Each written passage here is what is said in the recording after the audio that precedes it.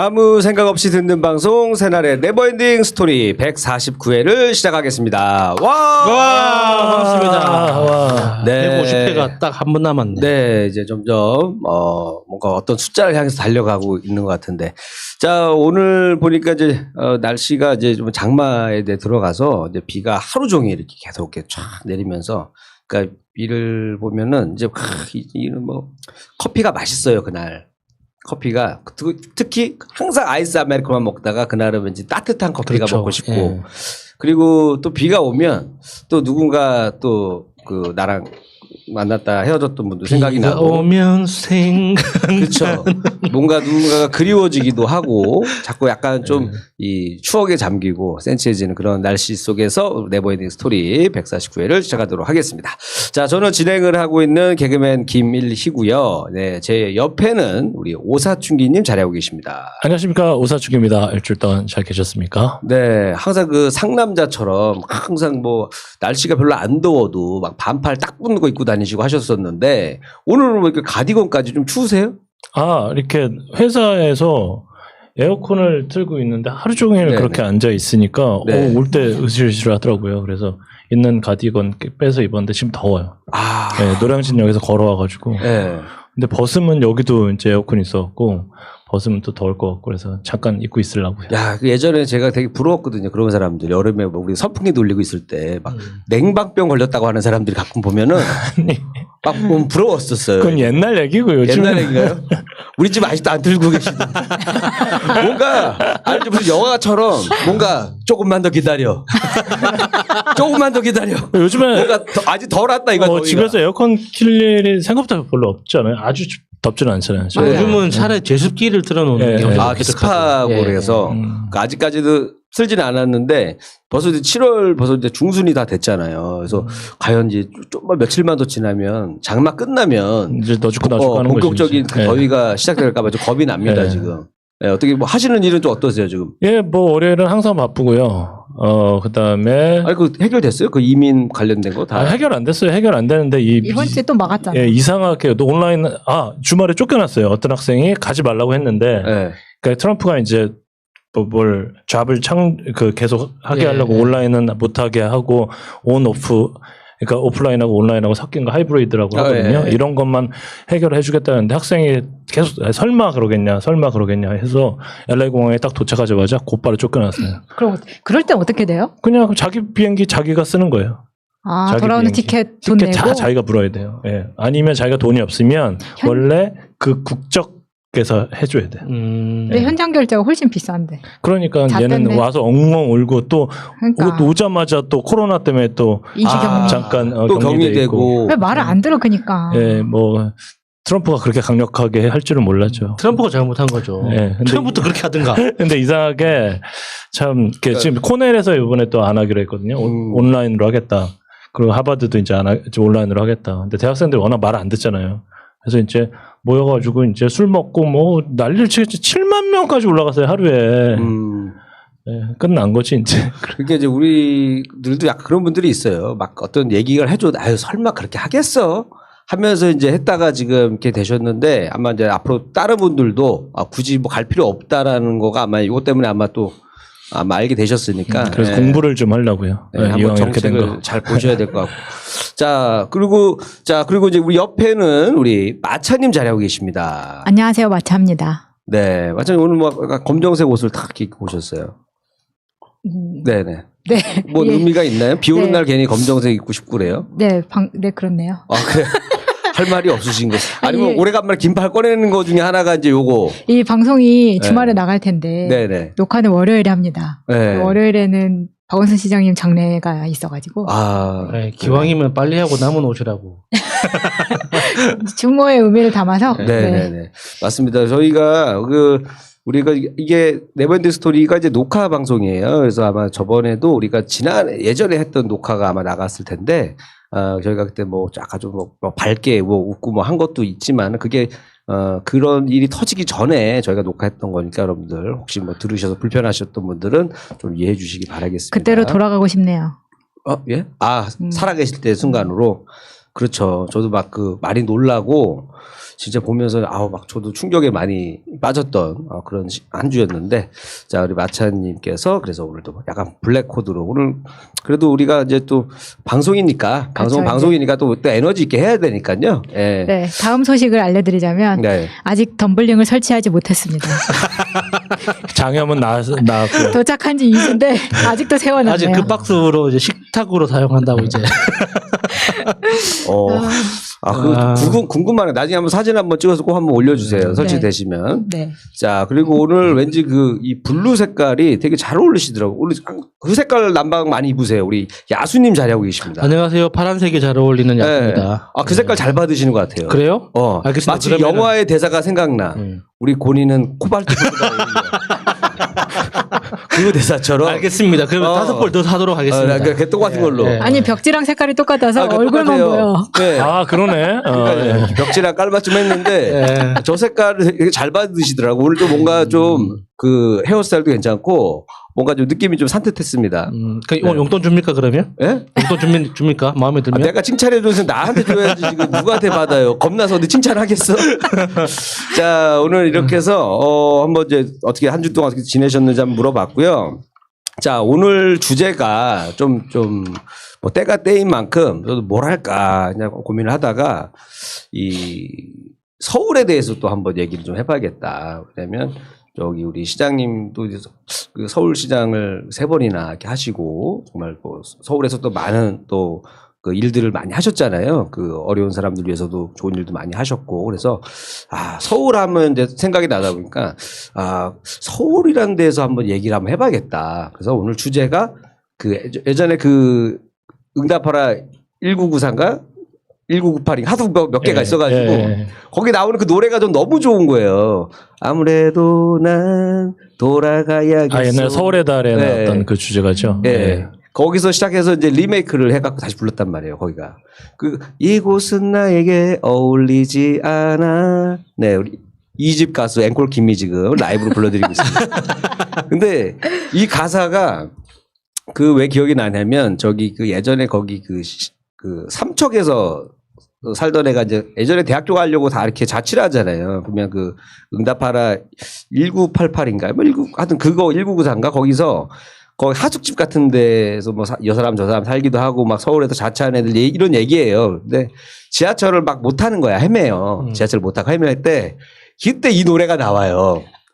그러니까 요즘에는 뭐 지하철 못 타는 사람 거의 없지만 예전에는 서울에 올라와서 막 지하철 막 갈아타고 이거 복잡하고 하니까 막 물어보기도 많이 물어보셨거든요. 예전에는 이거 얼로 가는 거 맞아요? 이런 거 있었는데 그거 보면서 이제 그 생각이 들으면서 또 제가 요즘에 그 노래를 부를 때 연예계를 보면서 이 노래가 떠올려. 이곳은 나에게 어울리지 않아. 아무래도 난 돌아가야겠어. 어디로? 텔레콤으로? 직장으로 다시. 콤텍 시스템. 내가 다녔던 회사 콤텍 정보통신. 네. 그때 시절로 다시 돌아가고 싶은. 갑자기 술 한잔 확 하고 싶은데요. 술 땡기시죠? 네. 자, 이런 마음으로 한번 주제를 정해봤습니다. 자, 한번 순서는 어떻게 할까요? 그러면 일단은 우리 항상 마차님은 약간 첨단 좀 시스템으로. 4번 드리죠, 4번. 4번 드릴게요. 예약번으로? 네. 그리고 마차님은 4번 가져가세요. 마차님. 혹시 4번이 되면 바꾸면 되겠죠. 네, 바꾸면 되죠, 뭐. 자, 자, 뽑습니다. 저는 2번입니다. 4번 좋겠다. 선물로 드릴까요? 네. 야수님께서 4번 뽑으셔서 갖고. 저는 3번입니다. 네, 그러면은 우리 야수님이 1번. 예. 네, 좋습니다. 자, 본격적인 이야기 시작해 보겠습니다. 네, 네버엔딩 스토리 149회. 서울 이곳은? 네. 그러니까 여기 출연자 4명 중에 그러니까 서울에서 체류했던 시간이 가장 짧은 사람이잖아요. 그렇죠, 그렇죠. 그러니까 이리 씨하고 오사춘기님은 가장 길어요. 서울에서 태어나서 쭉 살았고, 그러니까 마차님도 광주에서 태어났지만 자주 오고 잠깐만요. 갔잖아요. 정정하겠습니다. 서울에서 태어났습니다. 예, 죄송합니다. 네. 근데 학창 시절을 다 광주에서 보냈죠. 차병원 출신이세요? 그럼 혹시? 그때 원정 출산인 것 같은데. 그 당시에는 차병원 없었을걸요? 기억이 안 납니다. 원정 출산이시네. 그러니까 저는 이제 2006년인가 2007년에 서울 생활을 시작했는데 그래요? 네. 그 이전까지 서울에 와본 게 다 합쳐서 10번이 채 안 돼요. 아, 많이 안 오셨네요, 예. 그동안에는. 그래서 그때 봤던 서울에 대한 인상을 아, 나 이런 거 듣고 싶었어요. 이런 이렇게 이야기를 하고 싶더라고. 네. 2006년. 온지 사실 따지고 보면 얼마 안 됐는데 예. 완벽한 서울말을 쓰시네요. 그렇죠. 다들 밥 먹었어요? 전혀 어색하지가 않아요. 나 사투리 안 써요. 그런데 그러니까 저는 나름대로 이제 굉장히 표준적인 어떤 언어를 구사하고 있다고 생각하지만 네. 들으시는 분들 느낌은 다르겠죠. 그거는 내 사정이 아니니까 각자의 몫으로 남겨드리고. 그러니까 제가 서울에 그러니까 제 의지로 기억나는 서울행은 중3 때인가 고1 때가 처음이었어요. 그 이전까지는 이제 그 서울 경기도에 친척분들이 계시면 옛날에는 그랬잖아요. 무슨 제삿날이다. 근데 집안 어른 제사하면은 그 온 친척들이 다 모였잖아요. 네네.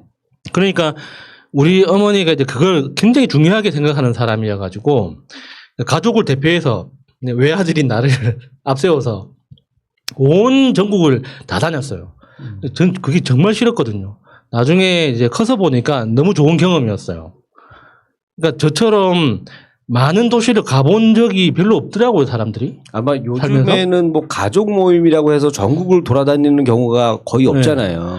그래서 그때는 그게 끔찍하게 싫어가지고 이렇게 굳이 그렇게 꼼꼼하게 이렇게 관찰하고 살펴보는 그런 게 없었는데 이제 제가 어렸을 때 그러니까 정신세계사라는 출판사가 있습니다. 정신세계사라는 출판사가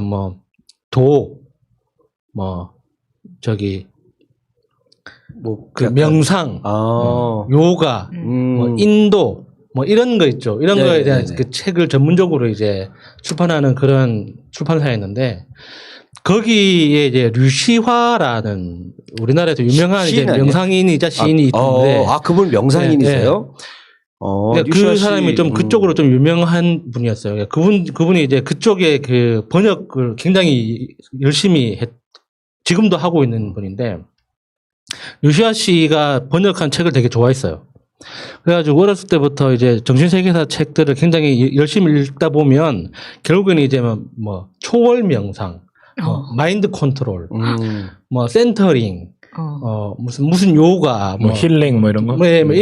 이쪽으로 이제 결국엔 가게 돼요. 나중엔 가부좌 틀고 공중부양 막. 그렇죠. 그걸 하고 싶어가지고.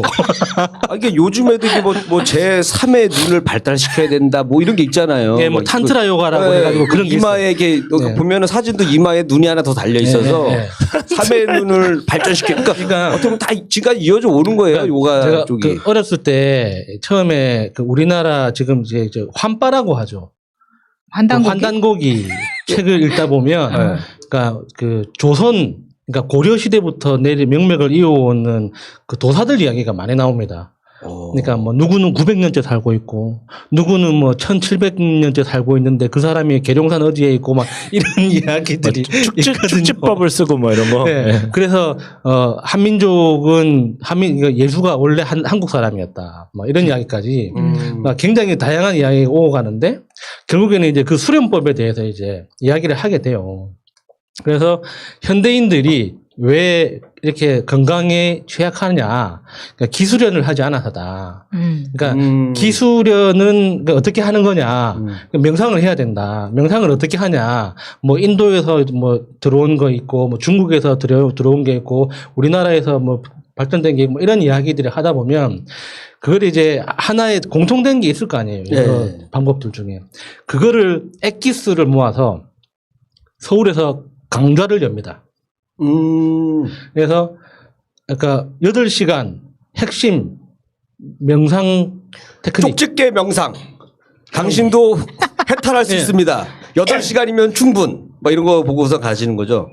그러니까 제가 그 명상이라는 거에 대해서 그렇게 처음부터 관심이 있었던 건 아닌데 6학년 때 초등학교 6학년 때부터 한 중3 때까지 제가 우슈 쿵우 있죠. 네네네. 쿵우를 했었는데 쿵우가 이제 수련 시간이 1시간 반이면 30분은 명상하는 시간이에요. 그러니까 시작하기 15분 전, 그러니까 단전 호흡 중심으로 명상을 하고 1시간 운동하고 마무리 운동 겸 명상을 하면서 끝내거든요. 1시간 반이나 운동을 하는데. 내가 봤을 때는 그 코치님이 가리키는 콘텐츠가 별로 없어가지고 1시간 반 명상으로 때우신 것 같아. 그럴 수도 있는데, 그러니까 저는 그때 명상하는 시간이 너무 좋았거든요.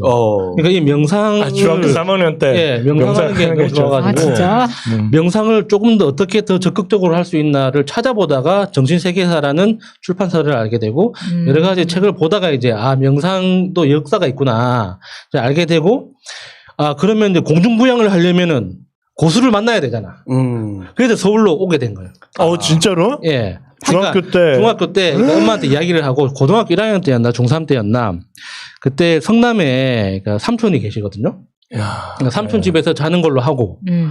그러니까 대부분 그 명상센터가 그 당시에는 지금의 안국동 안국동 있잖아요. 저 지금 그 전통 무슨 거리 네, 네, 네. 인사동. 인사동 그쪽에 많이 있어요. 많이 있었어요. 불교 뭐 예. 거기에 있고. 네, 거기에 많이 있어가지고 거기에서 모여가지고 이제 뭐 8명, 10명 이렇게 그룹 스터디처럼 했거든요. 그래서 저는 그게 너무 가고 싶은 거야. 그러니까 부산에는 그런 게 없잖아요. 더구나 제가 사는 그 영도라는 곳은 영도라는 섬을 통틀어서 서점이 3개 있었습니다. 3개. 서점, 구멍 가게가 많은 서점. 전기는 들어오고. 그렇죠. 이게 콩할 만한 전구 하나 들어올 만한 그 정도의 미약하지만 전기도 들어오는 그런 서점이 3개밖에 없었던 그런 동네였기 때문에 그런 문화 프로그램 이런 거는 상상도 못 하는 거잖아요. 그렇죠. 그리고 그 당시만 해도 서울에서 뭐 한다 그러면 다 좋아 보이는 때였단 말이에요. 다 서울. 그렇죠. 뭐든지 서울에서 뭐 한다 그러면 다 좋아 보일 때. 거기다가 그때는 인터넷이 없는 시절이었으니까 그 강좌가 내가 여름방학 기간 중에 어느 날, 그 2박 3일 시간 동안 한다는 게, 네. 그러니까 내가 구입해서 본 책에 몇 달 전에 이미 공고가 나오는 거잖아요. 그렇죠. 미리 그러니까, 해야 되니까 한참 전에. 예. 그것도 이제 그 정신세계에서 나오는 책의 1쇄에만 나오는 광고인 거야. 그렇죠. 그게 이제 다 읽히고 나서 2쇄, 3쇄 들어가면 사라지는 프로그램이니까. 그렇죠. 기간이 지나가니까. 그러니까 그 명상에 관심 있는 사람 입장에서는 너무 소중한 시간이잖아요. 그러니까 나처럼 명상에 관심이 있는 사람이 전국에서 다 모인다는 뜻이기도 하고. 그 중에서도 지금 생각하면 참 말도 안 되는 건데 명상의 고수가 공중부양을 할 수 있는 고수가 나와서 직접 자기 노하우를 알려준다는 그런 거니까 얼마나 소중합니까. 그래서 이제 엄마한테 이야기를 해가지고 엄마는 무슨 내용인지 모르죠.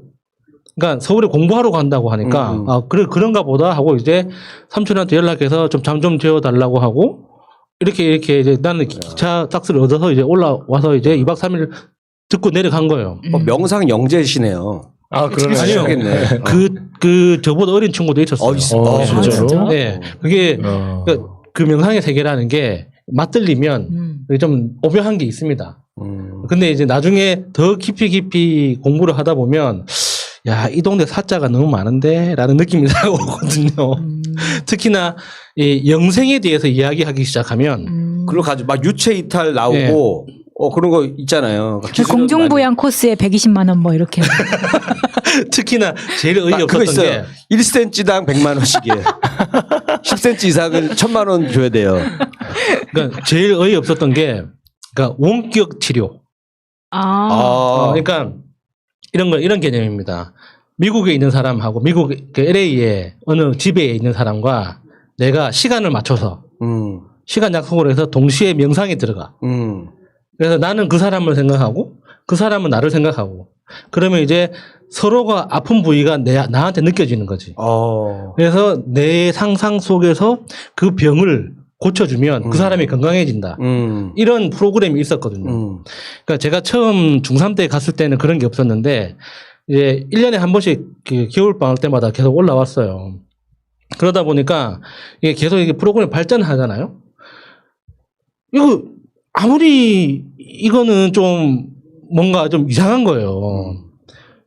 이게 아무리 우리 인간이 그러니까 눈으로 보지 못하는 에너지가 있다고는 하지만 그 에너지라는 게 뭐 전 우주적 뭐 범위에서 작동을 하고 전 우주적 그 개념에서는 지구라는 공간이 굉장히 작은 곳이기 때문에 미국에 있는 사람도 바로 내 옆에 있는 것과 거의 큰 차이가 없다. 그래서 나의 뭐 그 에너지 파동을 바로 전달해 줄 수 있다. 뭐 이렇게 설명을 하는데 그게 이제 현실에서 그게요.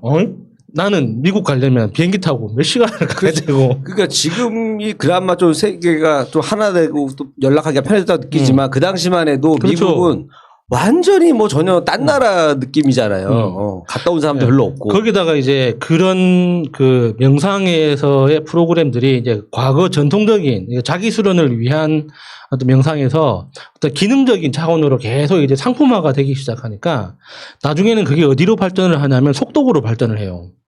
그 책 빨리 읽는 거. 예, 그러니까 속독도 옛날에 그러니까 그 학원 있었어요, 속독 학원. 지금도 있어요. 명상 상태에 예. 들어간 다음에, 그러니까 속독 학원에서도, 그러니까 마냥 책을 보라고 가르치지는 않거든요.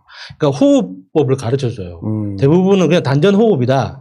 그러니까 마음을, 그러니까 이렇게 뇌파를 이렇게 알파파 상태로 떨어뜨리기 위한 단전 호흡이다라고 이야기를 하지만 그 원류가 이제 명상에서 와 있는 거예요. 명상이 현대적 용어로 바뀌어가지고 알파파가 어쩌고 저쩌고 해가지고 속독을 하려면은 호흡으로 가다듬고 나서 이제 속독에 들어가야 된다 이렇게 가르치거든요.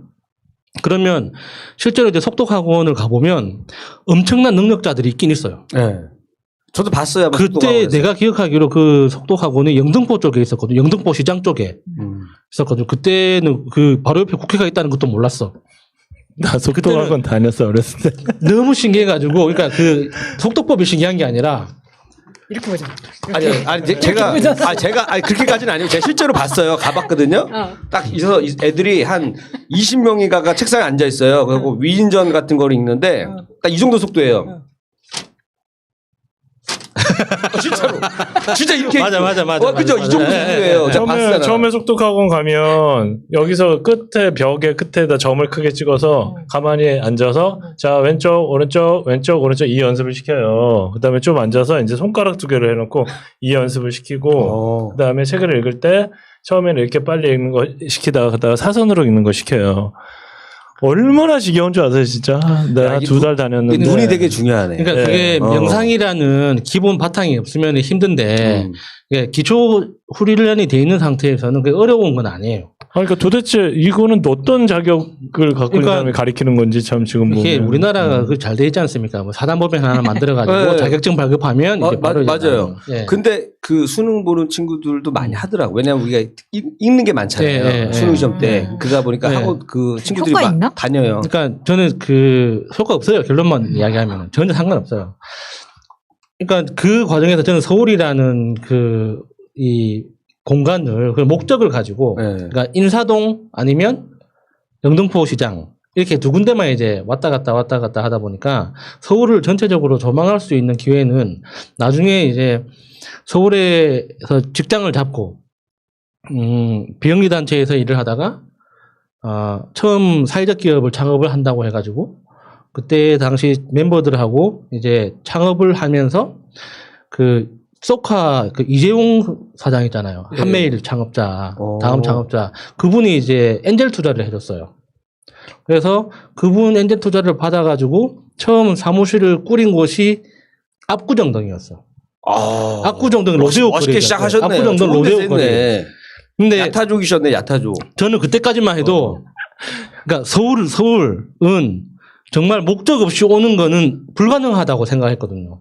그러니까 뭔가 내가 할 일이 있어야만 오는 곳이었고 특히나 압구정동은 연예인이 아닌 사람은 갈 수 없는 곳이라고 생각했어요. 그치, 옛날에 그랬어요. 그러니까 예전에 진짜 그래가지고 이렇게 친구들이 사무실을 압구정동으로 구한다길래 혼자서 땀을 뻘뻘 흘렸어. 나는 어떻게 가지? 연예인이 아닌데. 그렇게 막 하면서 그 한 보름 정도는 출근할 때마다 온몸에 땀을 흘렸어요. 너무 긴장해가지고. 그런 세월이 있었어요. 근데 그때도 그러니까 사회적 기업 창업한다고 이렇게 막 활동을 할 때도 이제 제가 일했던 비영리 단체의 이사 중에 한 분이 박원순 시장이었고, 박원순 시장이 이제 그 아름다운 가게를 만들었잖아요. 네. 그 아름다운 가게가 이제 잠정적 경쟁자였어요. 그러니까 나쁜 의미의 경쟁자가 아니라 그러니까 박원순 시장이 굉장히 좋은 모델의 사회적 기업을 먼저 만들었기 때문에 이제 그런 방식으로 이제 어떤 식으로 보고 따라할까, 어떤 식으로 이제 더 잘할 수 있을까 막 연구하던 그런 경쟁자 중에 한 명이기도 했거든요. 경쟁자기보다는 그냥 어떻게 보면 롤 모델 같은 케이스 아니에요? 그 정도까지는 아니에요. 그러니까 지금으로 보면 롤 모델이라고 표현할 수가 있는데 네네. 그때는 이제 어렸잖아. 아, 우리도 금방 저 정도 네, 할 수 우리 있어. 어렸잖아. 야, 우리도 하면 돼. 뭐 이럴 때 그 당시에는 이런 시장도 아니었잖아. 아, 그 당시에는 어. 그냥 유명한 변호사 네. 이 정도밖에 안 돼, 이 정도였기 때문에 그래도 좀 존경심이라는 건 있었죠. 제가 돈을 벌면서 제일 먼저 돈을 썼던 곳이 참여연대였거든요. 지금도 참여연대 회원이긴 한데 한 18년, 19년 됐을 겁니다. 오래되셨네요. 네, 제가 그 돈을 벌기 시작하면서 제일 먼저 가입했던 곳이기 때문에. 야, 그러면 서울에 한 2006년도에 오셨다고 했으니까 지금 2020년이면 부산에서부터 참여연대 생활 하셨던 거네요. 어우. 그 부산에서 제가 돈을 제일 처음 벌었을 때, 예. 이 돈, 그때 뭐 기부를 했다고 제일 먼저 그러셨죠? 예. 참여연대 가입을 했거든요. 그래서 이게 서울이라는 공간이 저한테는 그러니까 아직도 좀 많이 낯설고 잘 몰라요.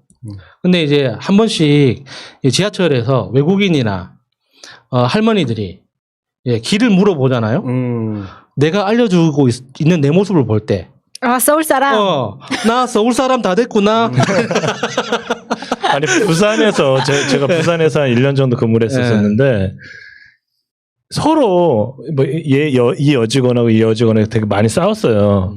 근데 이 여직원은, A라는 여직원은 영국에서 공부를 했고, B라는 여직원은 유학을 안 했어. 근데 B라는 여직원은 훨씬 상담을 잘해요. 공부를 되게 많이 해. 뭐 여하간. 그래갖고 둘이 싸우는데 서로, 실장님, 재수없게 서울말 좀 쓰지 말라고 하세요. 이렇게 막 그러는 거야. 서울 말이 주는 부담스러움이구나. 아니 나 말고 둘이 이제 네. 똑같은 부산 그 직원이에요.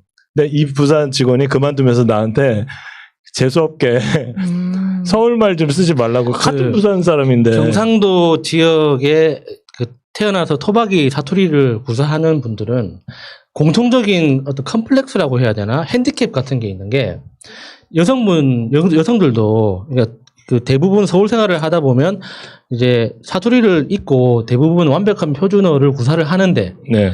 전화 통화든 그 동네 가는 방향의 차를 타든 네. 이렇게 딱 내 방향이 내 정신 상태가 그쪽으로 딱 향하는 순간 사투리가 나오거든요. 맞아. 엄마랑 통화할 때. 그러니까 아, 그게 그러니까 굉장히 놀라운 본능인데 다른 지역 사람들은 그런 거 못 봤어요. 그러니까 특히 이제 광주에도 제 친척들이 많기 때문에 자주 보거든요. 근데 서울말을 쓰는지 광주 사투리를 쓰는지 그렇게 크게 이질감이 없어요. 근데 유독 경상도 쪽은 서울말하고 이게 억양 차이가 너무 커가지고 서울말을 쓰는 사람들은 정말 확연하게 드러나거든요. 그래서 서울말을 쓰던 사람들이 경상도 고향 갔다가 오면 이상한 말을 합니다.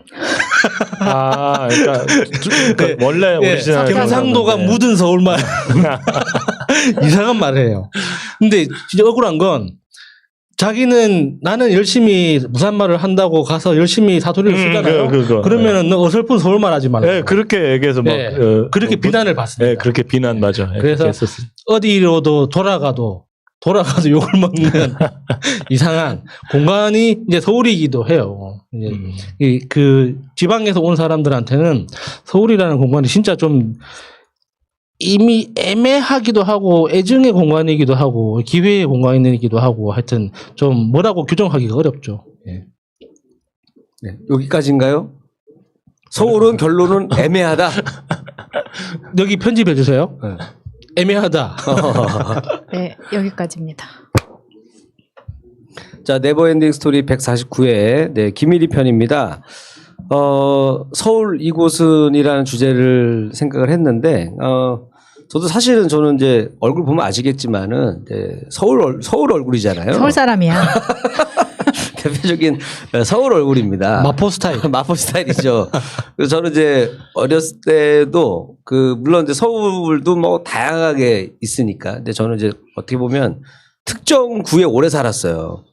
마포구 쪽에만. 태어난 것도 거기. 그리고 자라고 학교 다니고 했던 것도 다 거기에요. 마포구에서. 저는 그래서 오늘은 주로 이제 제가 이 서울에서 저는 활동했던 곳들에 대한 이야기를 조금 해보려고 하는데, 동네마다 이제 저는 그런 추억들이 좀 있잖아요. 어느 동네 가면 뭐가 생각나고 이런 걸 위주로 좀 해보도록 하겠습니다. 그러니까 일단은 저는 이제 그거예요. 이제 지금 아현동, 공덕동 그쪽만 왔다 갔다 했어요. 지금은 사람들이 이제 항상 얘기하시는 그곳, 아파트 값의 마포의 가장 그 표준이 되는 곳이 그 마포 레미안이거든요. 레미안 프루지오거든요. 아현동에 있는 거. 그게 워낙에 대단지이기 때문에 거기가 항상 표준 모델이에요. 마포 아파트 그게 값이 기준 가격이에요. 그래서 거기서 그 아파트가 생기기 전에 제가 그 동네 살았어요. 생기고 나서는 딴 데 갔지만 그래서 거기가 보면 굉장히 고지대거든요. 고지대로 올라가요. 그러니까 생각보다 보면 오히려 거기는 저기 그 임대 아파트들이 위치가 더 좋아요. 시장하고 여기랑 훨씬 가깝고 그 안으로 올라갈수록 거기 분양받아 오신 분들이 계시는데 거기가 이제 실제 아파트 값이 뭐 30평짜리가 뭐 15억을 하네 막 이럴 때예요. 근데 그때 예전에 생각해 보면 제가 이제 초등학교도 아현 초등학교 나와가지고 이제 거기를 늘 제가 걸어 다니는 거리란 말이에요. 근데 이제 옛날에 향수를 좀 느끼고 싶어가지고 이제 거기를 딱 보면은 너무 바뀌어 있는 거예요. 내가 어렸을 때 봤던 저는 그러니까 왜냐면 내가 초등학교 생활을 했던 그 동네를 계속 지금도 돌아다니잖아요. 이렇게. 그러면 내가 봤던 초등학교 그리고 그 앞에 모습들이 너무 바뀌어 있으니까 좀 실망스러운데 첫 번째 딱 가장 눈에 띄는 건 문방구가 없어요. 학교 앞에. 예전에는 문방구가 막 한 3개인가 4개인가 있었단 말이에요. 그러면 거기서 이제 아침에 이제 뭐 공책도 사고 뭐 준비물도 다 사갔단 말이에요. 저희 때는. 그 준비물 사가고 가다가 누구 만나면은 야, 너 오늘 뭐 갖고 왔어? 안 갖고 왔는데 그럼 같이 문방구 가서 뭐 사고 그러고서 같이 준비물 가지고 그 학교를 갔던 그 기억이 있어요. 그리고 뭐 학교에서 예를 들어서 판화를 한다. 네. 그러면 한 반에 한 80명, 70명 되잖아요. 진짜. 도대체 언제 학교 다니신 거예요? 아니, 우리 때 50몇 명이었는데. 6.25 직후에. 근데 저희 때는 이제 오전반, 오후반까지 있었어요. 그러니까 완전히 저는 이제 그거 그러네. 세대. 진짜 아이들 많을 때 그 학교 무슨 다니셨구나. 세대라고 하지? 무슨 베이비붐? 예, 그 세대인데 만약에 판화를 한다. 네. 그럼 막 이만큼씩 쌓여 있잖아요. 막 판화가. 맞아요. 앞에다 예. 쌓아놓고 뭐 그거가 애들 다 사가니까 그날 네, 와가지고 현금 장사고 그 당시에는 다 현금 우리 애들이 카드가 어디 있습니까? 다 현금 내고 그거 사가고 그래서 학교에서 이제 뭐 수업 딱 듣고 그리고 또 학교가 예전에 내가 봤던 것보다 좀 작아 보이더라고요. 어렸을 때는 교실에 가보니까 컸었거든. 그 아이들 앉는 책상 있죠. 진짜 소꿉장난 같더라고요. 예. 어렸을 때는 그게 되게 의자가 크고 막 그랬었는데 예. 좀 작아 보이고 그 다음에 이제 그 끝나고 나오면은 그 문방구에서는 그거 있었어요. 우리 때는 뭐냐면 그 요즘도 가끔 있어요. 이렇게 막 그 100원 넣고 이렇게 돌리는 거 있죠. 돌리면은 뭐 뽑기 같은 거. 캡슐에 이제 그게 이제 어린 나이에 도박의 시작이에요. 맞아. 50원 넣고 만국기를 뽑아야 되는 우리 때는 그게 있었어요. 만국기를 뽑아야 되는. 그러니까 저희 때는 그게 뭐가 있었냐면 돌려서 얌체공. 얌체공 조그만 구슬만한 공인데 정말 미친다. 얼로 진짜. 튈지 모르는 공이에요. 그래서 그거랑 그 다음에 이제 요즘에는 안 하는데 예전에 정말 갖고 싶었던 게 그거였단 말이에요. 그 문어 끈끈이. 면은 그 벽에다 유리창문 같은 던져. 그 문어가 이렇게 끈끈이로 탁탁탁 하면 내려오는 거 있었어요. 그거 아시죠? 맞아, 있어. 그거 인기 엄청 많았단 말이에요. 처음에 사가지고 먼지 묻으면 막 미치잖아요. 처음에. 또 비눗물로 닦아가지고 또 던지고 뭐 이렇게 해서 하고 그러다가 이제 동네 탁 지나가면 이제 떡볶이 가게들을 이제 항상 친구들하고 뭔가 이제 직장인 분들이 회사 생활 딱 끝나고 나면 호프에다가 맥주 한잔 먹듯이 학교 애들은 학교 생활이 지쳐 있잖아. 초등학생들이 가면 떡볶이 집에서 이제 짜장 떡볶이 그 당시에 짜장 떡볶이 하는 집이 있었거든요. 그래서 그거 먹으면서 그날 일과가 마무리인 거예요. 먹으면서 그 다음에 이제 그러다가 그 당시에는 우리 때도 비디오를 내가 봤던 기억이 나거든요. 집에 비디오 있는 집이 엄청 부잣집인 거예요. 거의 없었거든요. 주변에 비디오 있는 집이 없는데 한 명이 이제 집에 비디오가 있어요. 그러면 이제 그 아동용 비디오를 이렇게 우리 때 막 타이거 마스크 뭐 이런 거 있잖아요. 그 애들이 그때 막 레슬링 있는 거 좋아할 때니까 그거 걔네 집 가서 같이 보고 이게 이제 우리의 하루 어렸을 때 초등학교 1과였는데 근데 제가 그 동네를 딱 지나다 보니까 어쩔 수 없이 그런 게 생각이 날 수밖에 없어요. 그리고 아현동에 있는 시장은 아직도 있어요. 그대로 아현 시장이 있는데 요즘엔 뭐 개량된 시장도 많고 막 하거든요. 근데 거기는 아직까지도 그렇게 크게 막 조금 뭐 길 편해지긴 했지만 현대화된 시장은 아니에요. 지금도 보면 옛날의 느낌이 나요. 그 옛날 시장에서 제일 좀 어렸을 때 굉장히 이게 좀 테러블했던 게 닭을 작장에서 빼서 죽여서 바로 그 네. 잡아주잖아요. 몇 년도생이세요? 얼마나 싱싱합니까? 아니 진짜 그러고 나서 기계 돌려서 돌려요. 예, 뜨거운 물에 막 맞아. 하고 어렸을 때 막 아니 이거는 근데 지금은 모란 시장 같은 데 가야지 볼 수 있는 거잖아요. 다른 일반 시장에서는 다 생닭 팔거든요. 그리고 어디를 딱 가면 이렇게 참기름을 이렇게 짜줘. 아, 고소한 냄새가 또 나고. 시장길에 예. 확 나잖아요. 그래서 예.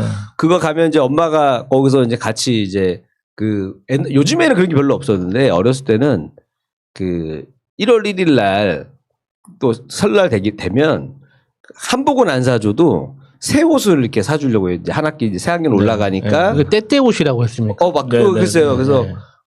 옷을 사주는데 예를 들어서 이제 한참 막 자랄 때니까 뭐 1학년 때부터 한 3학년 때까지 입을 걸 사줘요. 그러니까 다 길어. 바지도 길고 신발도 네. 크고 하얀색 체육복 생각나세요? 하얀색 체육복 입고 그러니까 누래져가지고 나중에. 그래서 근데 그거를 내가 다 보면서 아 나도 벌써 이렇게 시간이 나에게도 많이 갔구나. 근데 나는 좋은 게 같은 동네를 계속 살다 보니까 그런 걸 계속 모니터할 수 있다는 게 좀 재밌고 그래서 이제 그 동네들 지금 그 근방에 지금도 살고 있습니다. 왜냐하면 이제 개발되고 나서 제가 살면 개발되고 이번에 이제 드디어 공덕동을 떠나요. 오. 거기도 또 개발이 돼. 아주 그냥 뭐 좀 살만하면 개발을 하더라고요. 그래서 이번에는 이제 아마 저 부천 쪽으로 이제 갈 것 같은데. 혹시 그 젠트리피케이션의 뭐 그런 케이스인가요? 예? 그 뭐예요? 젠트리피케이션. 패스. 네, 아니 네. 마감성이 있던 곳이 부천 아닙니까? 마감성 그죠? 인천 라디오 DJ 시절이 마감성이었거든요. 마감성 씨는 이제 생을 마감하셨고. 난 지금 마용성을 잘못 얘기한 줄 알았어요. 그 부천 맛이 있어요. 부천 맛이. 그런 게 있어요? 제 옛날 예명이 이제 마감성이었거든요. 그래요? 네, 마감했잖아요. 그 이름 앞에 M자가 들어가면 좋다고 그래갖고 미음자가 저는 이제 파동성명학이었는데 그래서 지금 바꿨다가 마감석 씨는 이제 이름 바꿨다가 이제 아사 하셨고요. 그래도 당분간 또 마자를 떼고 그냥 감성만 갖고도 활동했었거든요. 그러다 다시 이제 본래 이름으로 돌아왔습니다. 그러다가 이제 제가 이 첫 직장을 다녔던 데가 그러니까 전 학교는 인천으로 다녔기 때문에 뭐 인천 얘기는 뭐 짧게 뭐 하도록 하고 대림동에 이제 저의 첫 직장이 있었어요. 대림동. 근데 예전에 제가 갔던 대림동은 이런 분위기가 되게 좀 좋은 동네였었어요. 제가 어렸을 때 회사 다닐 때만 해도 한 거의 20년 전이거든요. 근데 대림동이 좀 괜찮았던 동네였다. 왜냐면 우리가 살던 동네랑 우리보다 왜냐면 회사가 또 큰 길에 있어서 그런지 모르겠지만 좀 깔끔한 그런 느낌이었는데 어느 날 이제 대림동을 가는데 거기가 이제 너무 중국 사람들이 많은 거야. 네 혼자네. 약간 이런 분위기인 거예요.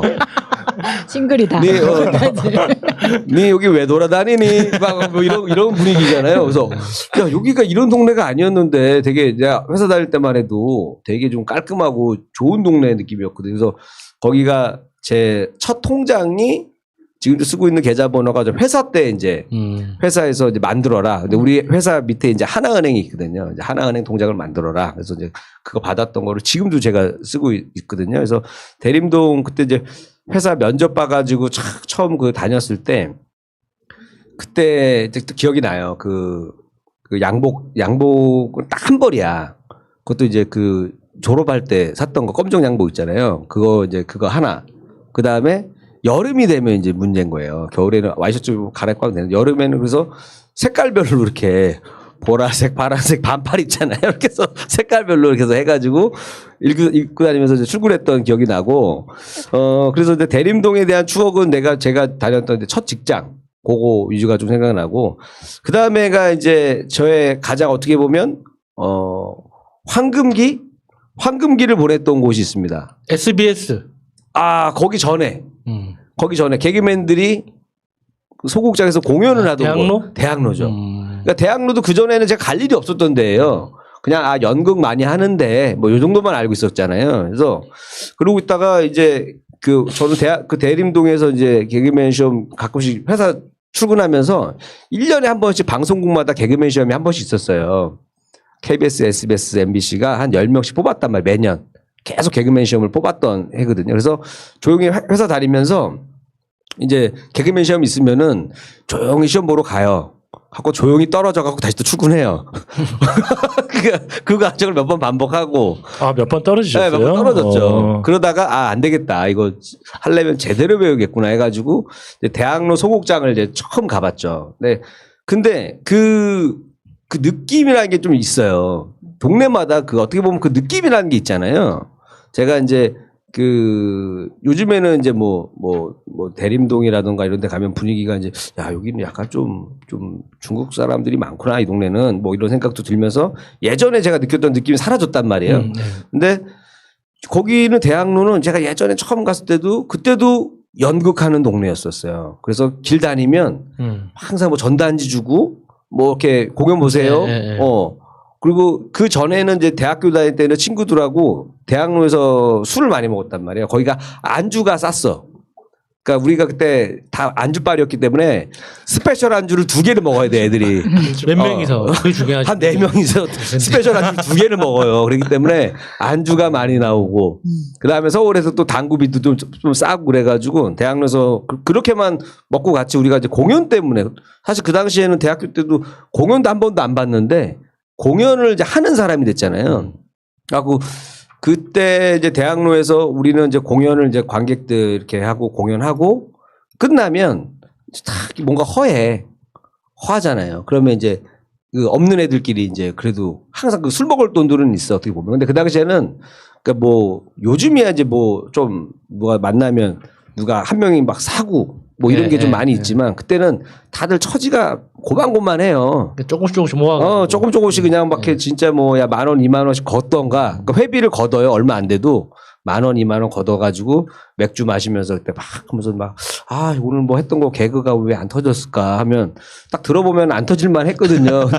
근데 갖고 고민하고 들어주고 또 어떤 애는 이런 애들도 있어. 분명히 안 터졌거든요. 근데 야, 이거 빵빵 터지지 않았냐? 뭐라고 대답해야 될지 모르겠어. 이거를 사실을 말해주는 게 걔를 위한 건지. 여자들이 그죠? 이 옷 너무 예쁘지 않냐고. 별로 안 예쁜데. 근데 사실대로 얘기해 주는 게 이 친구를 위한 건지 아니면 맞아 재밌었어라고 해주는 게 이 친구를 위한 건지 몰랐던. 근데 저는 사실대로 얘기했던 편이었던 것 같아요. 그 정도까지는 아니었던 것 같아요. 철학자들이 그렇게 이야기하잖아요. 그 옳음과 네. 친절함 네. 둘 중에 하나를 선택해야 한다면 친절함을 선택하라고. 그러니까 친절하게 했었어야 되는데. 이 옷이 이쁘냐고 물어보면 이쁘다고 대답하는 게 네. 세계 평화에 이바지하는 거예요. 그게 맞는 건데 그때는 몰랐어요. 친구가 그걸 바꿔줘야 잘 된다. 이 생각부터 바꿔놔야 된다라고 생각했기 때문에.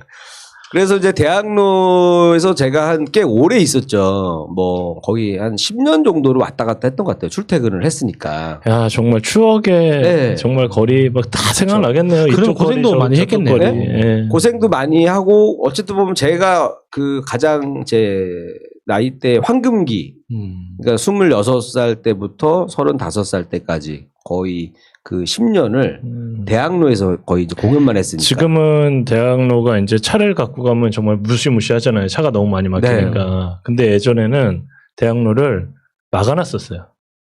아 진짜 차가 못 다니게? 차가 못 다니게 막아놓고 그 도로를 다 그냥 청춘들이 다 우리 거였어요.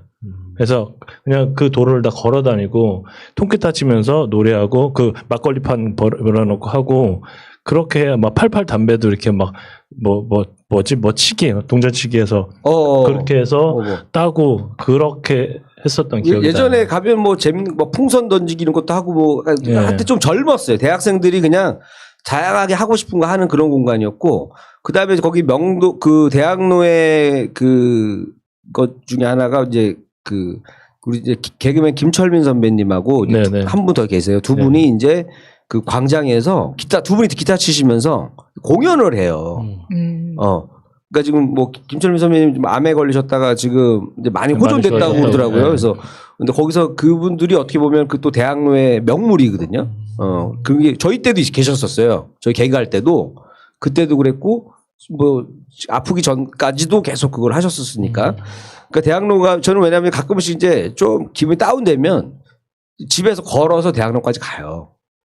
운동 삼아. 마포에서. 마포에서 걸 한 시간에서 한 시간 더 걸려요. 2시간 걸리거든요.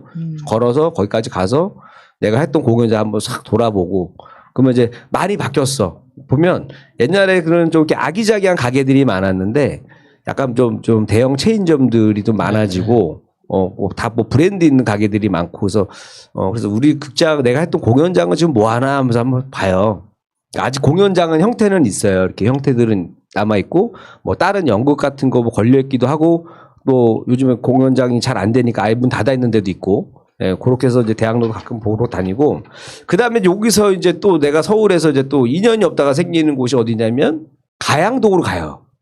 가양동이면 강서구 쪽. 그렇죠. 이제 우차싸 녹화할 때 그 SBS 공개홀이 거기 있었어요. 예. 그러니까 예전에- 지금도 지금 아이돌 그쵸. 그 그건 공연을 그쪽 해요. 가죠. 예, 네. 인기가요나 이런 거 거기서 네. 하거든요. 공개홀이 거기로 있어요. 이사 간 거예요? 아니, 원래 그러니까 목동하고 음. SBS가 예전에 진짜 예전에 여의도 있었어요. 여의도에서 그 라디오랑 그 방송국 관련된 일하시는 분들은 다 목동에 가 계시고 그 공개홀 그러니까 사람들 모아서 하는 그런 공연이나 쇼는 다 등촌동에서 했거든요. 그래서 거기서 이제 딱 가면 거기도 이제 일주일에 한 3-4번 가거든요. 딱 가면 그 근처 커피숍들은 다 개그맨들이 다 이렇게 있어요.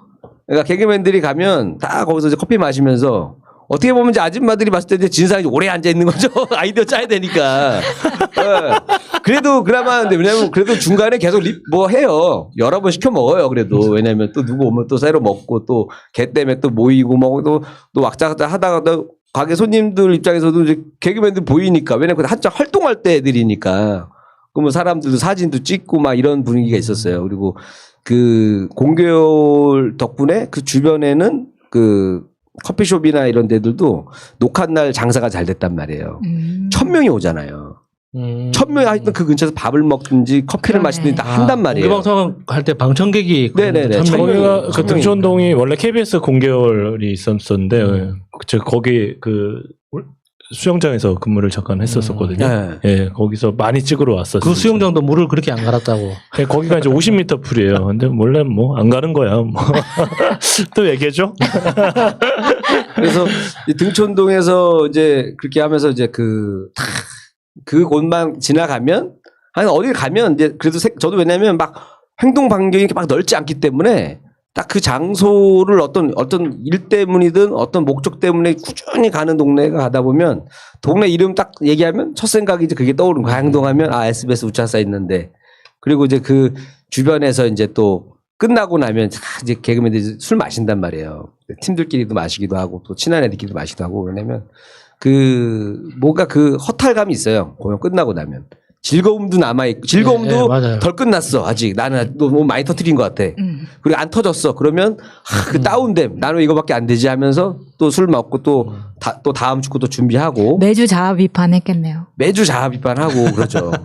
근데 예를 들어서 생각한 거 딱 터졌을 때 그 기쁨이 사실, 이게 엄청납니다. 자, 그리고 이제 마지막으로 생각나는 데가, 거기도 생각이 잠깐 나네. 우리 신길동이 우리 제가 대학로 가기 전 단계 어떻게 보면 개그의 꿈을 꾸면서 회사 다니면서 어떻게 하지 하다 그 당시에는 그 옛날에 카페가 있었어요. 개그맨 지망생들을 위한 카페. 오. 네. 거기서 이제 내가 만난 사람들이 이제 자연인 윤택 씨, 뭐 박희순, 뭐 이런 분들이 그 당시에 이제 무슨 코미디 뱅크라고 있었어요. 그 당시에 이제 코미디를 좋아하는 사람들이 이제 보통은 이제 서울 예전 친구들은 선배들이 막 도와주고 이렇게 알려주고 하는 이런 큰 모임이 있고 거기 같은 거면 어떻게 보면 약간 좀 프랜차이즈 대기업 같은 느낌이 있고 여기는 이제 조용한 이제 소상공인회. 자영업자고. 개인적으로 하고 싶은데 딴 일을 하고 있는데 난 개그맨이 하고 싶어요 하는 애들이 이제 모여가지고 그래서 정보도 공유하고 서로 의견도 나누고 그랬었는데 거기가 이제 신길동에 우리 개그맨들이 이제 좀 이제 돈이 없으니까 여러 명이 모여 살아요. 방 하나 얻어가지고 이제 거기도 이제 금방 헐릴 집을 한 여러 명이서 돈을 이제 조금씩 월세 내가면서 살면서 거기서 이제 같이 뭐 개그 얘기도 하고 막 뭐 그런 거 했던 기억이 좀 납니다. 그래서 신길동에 유명한 개그맨들이 많이 살았었어. 그 주변에 정영동 씨도 살았었고, 개그 초반 때. 그쪽에 많이 모여 살았던 기억이 나서 서울은 어쨌든 뭐 직장 다녔던 얘기도 하고 많이 했지만 어쨌든 제가 살아온 인생이 이거다 보니까 서울 하면 떠오르는 곳이 그냥 제가 뭐 걔가 자란 곳하고 걔가 하려고 돌아다녔던 곳 뭐 이런 게 나는데 이제 서울에 대한 인연이 이제 제가 이제 부천으로 이사 가니까 이제 끝날까봐 좀 겁이 납니다. 네. 제 얘기는 여기까지입니다. 네. 안녕하세요.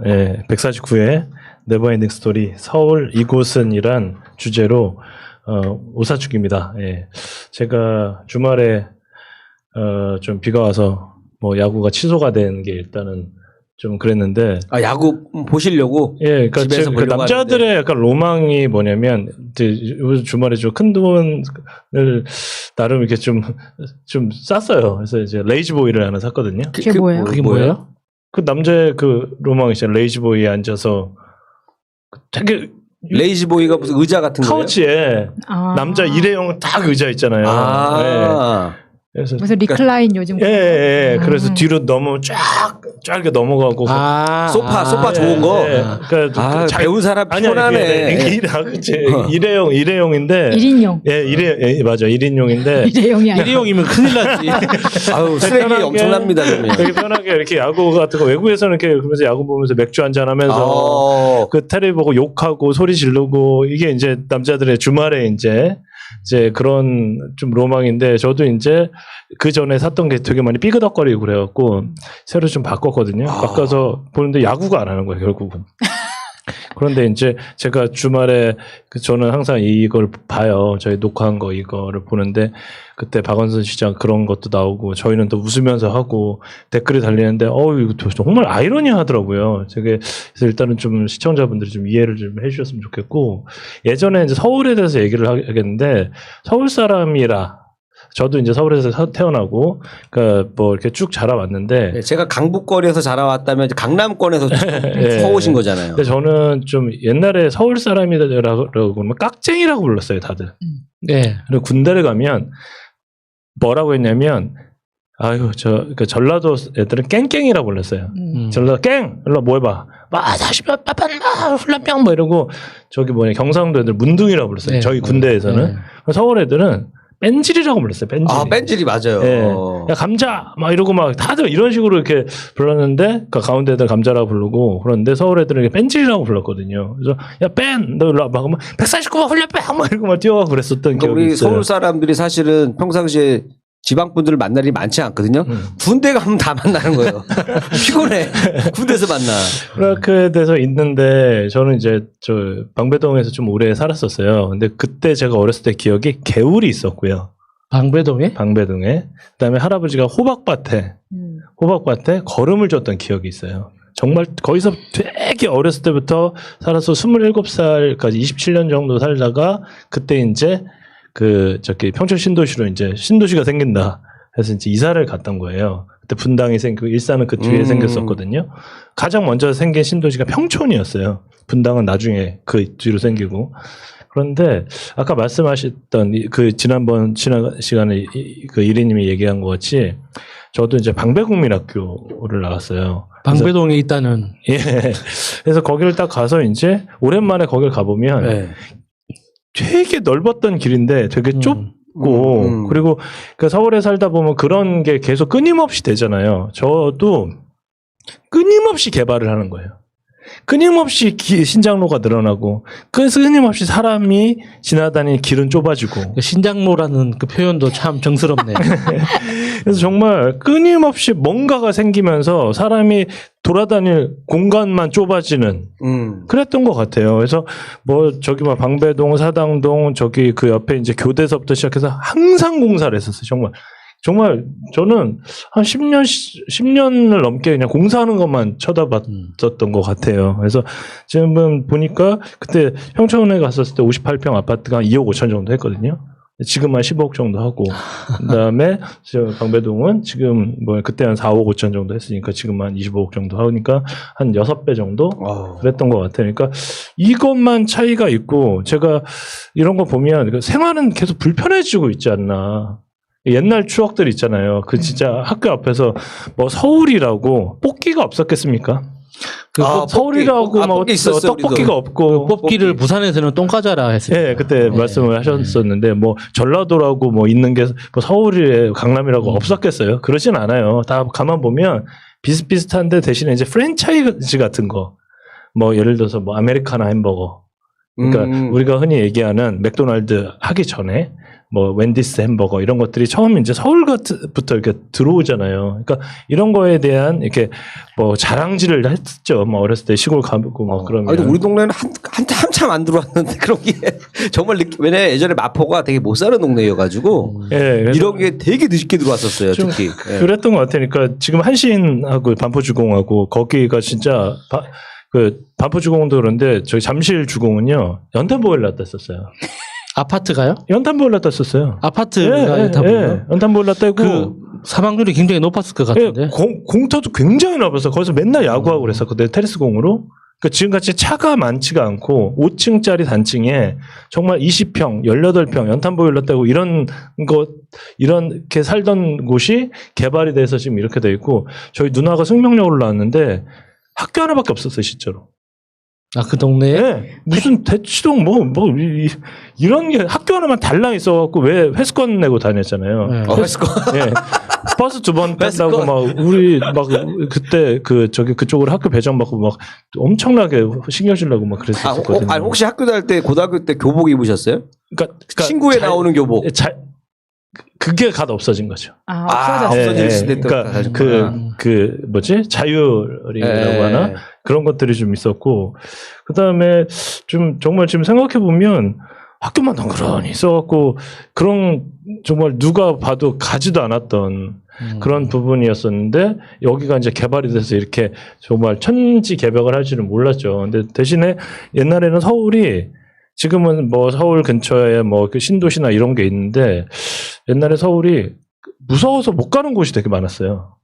서울에서요? 예. 아까 얘기했던 뭐 그런 거 있어요. 청량리, 미아리. 아, 예. 그런 데는. 이런데 용산 이런 데는 무섭다는 소문이 무서워서 있었어요. 못 갔어요. 안 된다고. 무섭다기보다는 뭔가 좀 그 다양한 볼거리가 있다라고 내가 알고 있어요. 그러니까 그게 잘못 들어가면은 그게 다시 못 나온다고. 예. 그렇게 되고 그다음에 그 지금으로 따지면 봉천동하고 신림동은 못 사는 그러니까 정말 막 텔레비에 나오는 그런 곳이었고 그다음에 특히나 삼교동 중계동 지금 학원가가 정말 불야성을 이루는 그다음에 천호동 이런 데는 정말 저기를 어떻게 가야 하나.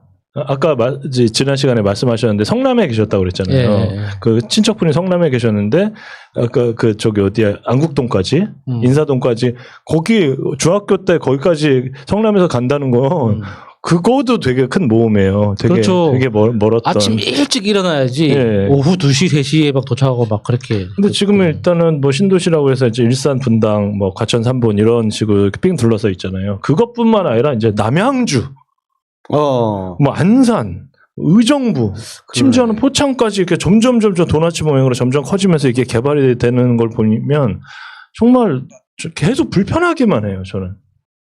계속 옛날에는 길도 넓고 정말 좀 살만한 곳이었는데 예전에 그 뭐 아파트 뭐 저기 요번에 무슨 세제 발표가 그 투기지 근절시키겠다라면서 푸나님이 말씀하셨는데 그러니까 옛날 집들 있잖아요.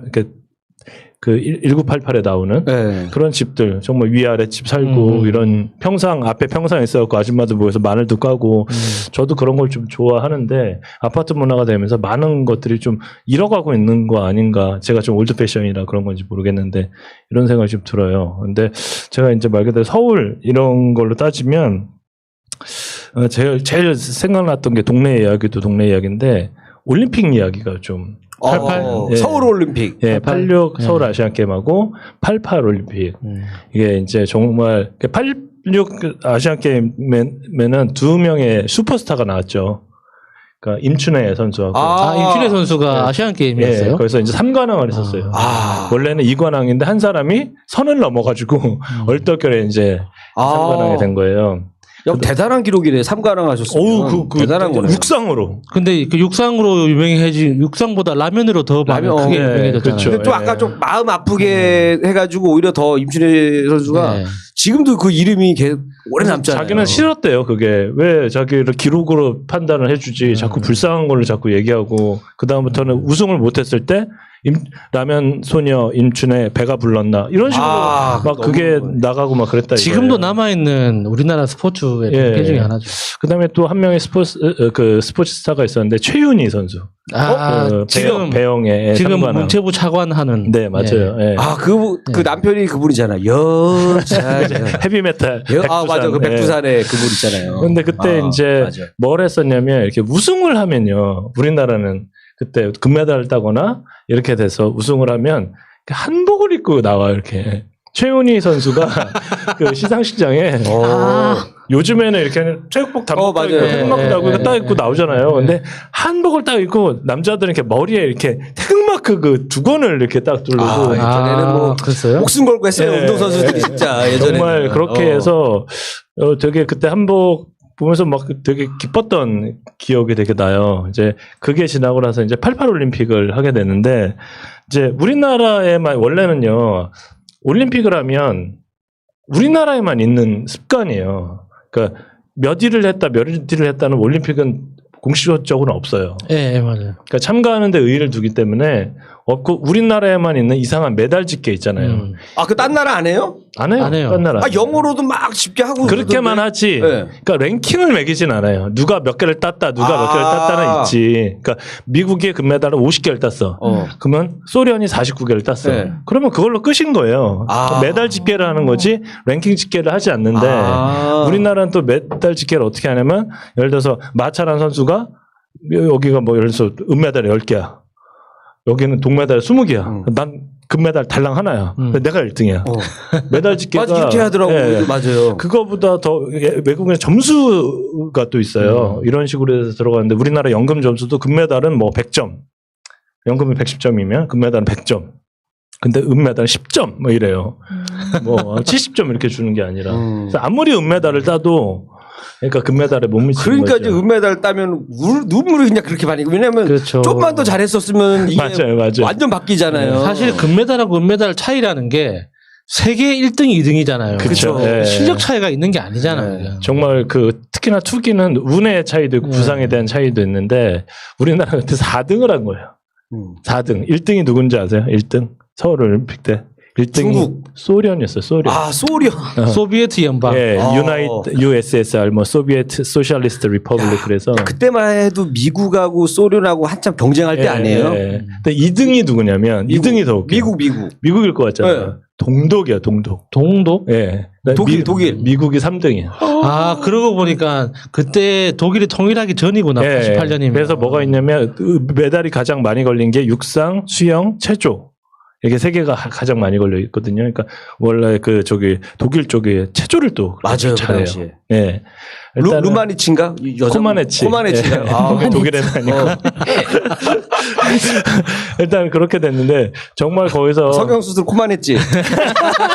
코마네치. 안토니. 이렇게 외워야지 오래 가거든요. 진짜 안토니오 반만 닮았어 진짜.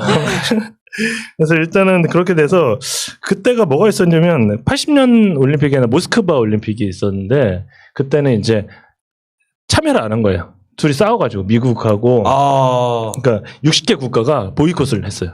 나 올림픽 참여 안 해. 그러니까 또 84년에 LA 올림픽을 했는데 야 소련하고 그 동유럽에서 나 참여 안 해. 18개에서 이제 보이콧을 놨는데 뭐 사상 최초로 서울 올림픽에서 이제 동서 간의 화해. 되게 큰 의미가 있는 진짜, 올림픽이었네요. 그러니까 그때 그 동서 간의 화해라는 상징적으로 하기 위해서 원래 계획은 남북한이 공동 주최하는 거였어요.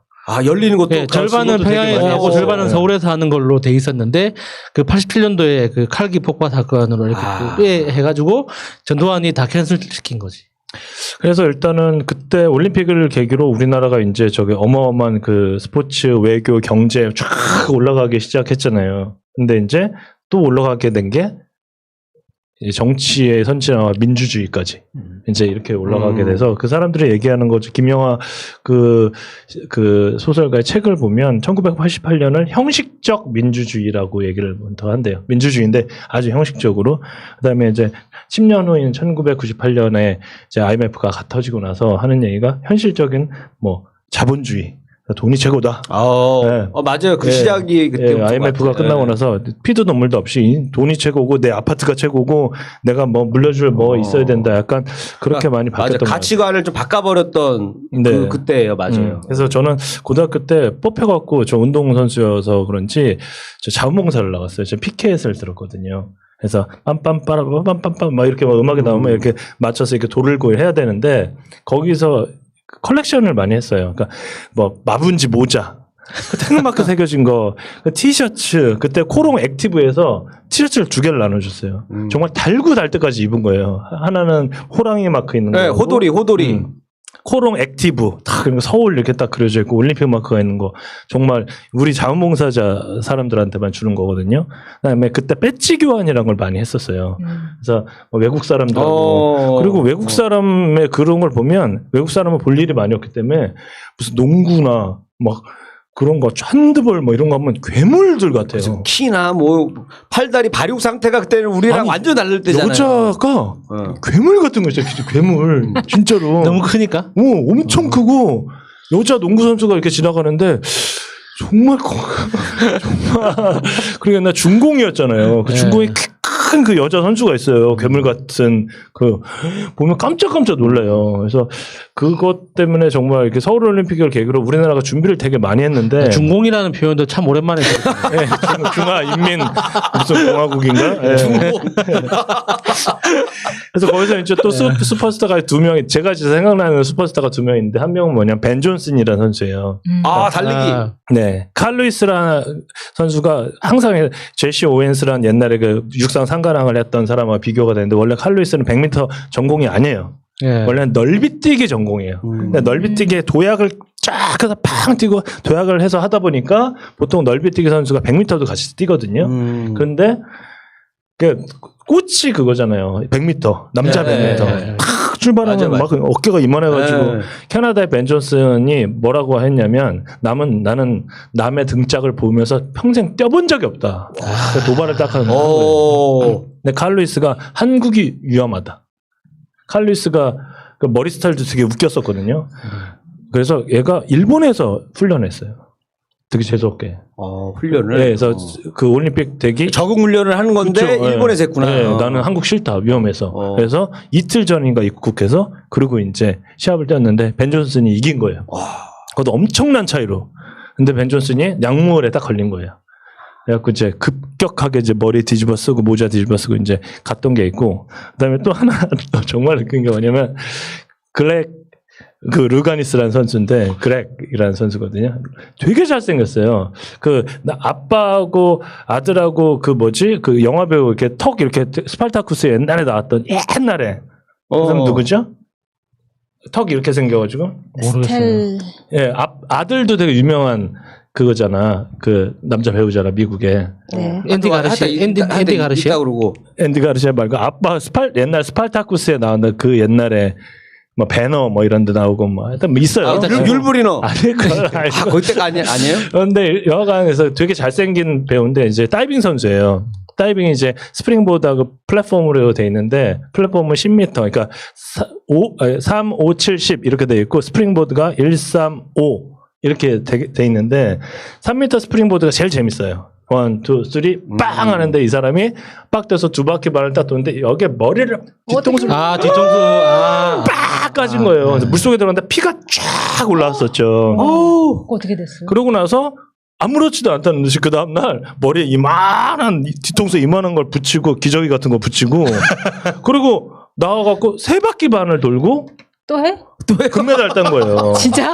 그러니까 피가 안 나면은 더 위험해요. 아니 붙였을 때 피가 나면 훨씬 더 안전해. 진짜 웃긴 게 야, 대단하시네. 그러고 나서 금메달 따고 뭐 해갖고 되게 잘생긴 배우 어쩌고저쩌고 옛날에 86 아시아 게임 때 우리나라에 되게 잘생긴 그 스포츠 선수가 누구였냐면 유진선이라는 테니스 치는 테니스 선수였고 여기에 이제 정말 그 되게 잘생긴 그 스타 중에 하나가 그 그렉 가르시아란 그 사람이었는데 이 사람이 얼마나 웃기냐면 그러고 금메달 따고 이제 돌아간 거예요. 미국 가자마자 무슨 짓을 했냐면 나 솔직히 동성연애자다. 나 에이즈 복균자다.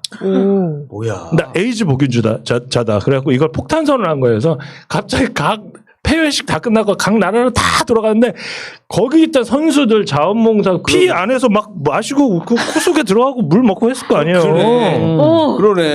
그 피 안에서 그 피가 진짜 이렇게 됐었거든요. 계속 시합을 했을 거니까 네. 물 그 안에서. 연습하고 뭐하고 했을 거 아니에요. 그 물 안 갈고? 그러니까 그걸 안 갈고 저기 뭐냐 아니, 그 그건 약간 빗비쳐그리고 일부러 머리 붙인 거 아니에요? 그러니까. 큰 그림 그려놓고. 그렇게 해갖고 거기 있던 선수 스태프들 다 에이즈 검사를 받았었어요.